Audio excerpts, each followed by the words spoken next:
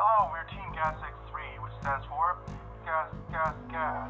Signal the soldiers use to spit out alert for chemical attacks.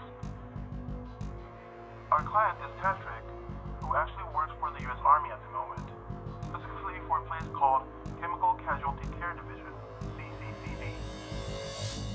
They have multiple courses, but among those courses, we are working on a course called FCBC.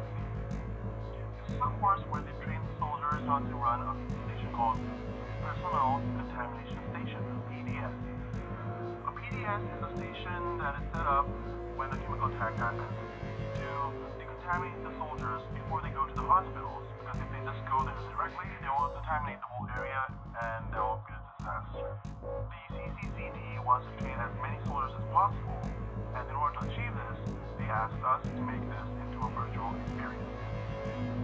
So what we focused on was not the details of each station, but the whole flow of the course itself.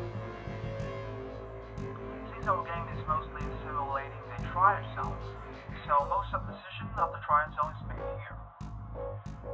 What happens in the reality is, the doctors at trial zone send soldiers to different stations according to the symptoms, and also give them the color code, so that the doctors in that station can make their own decisions. As you can see, these are the soldiers. They report to a station known as the triage.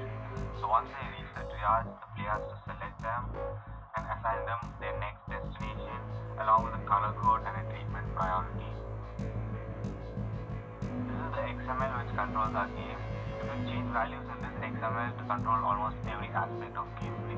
We did this because our client wanted a tweakable XML file to generate different scenarios.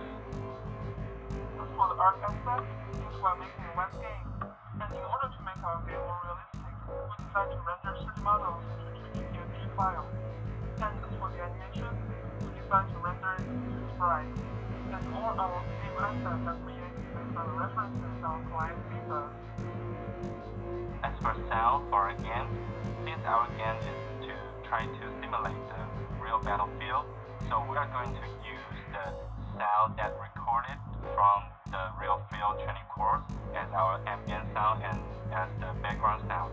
Since the interaction to giving feedback for the player is very important, so we try to keep the main thing and the ambient sound in the low values.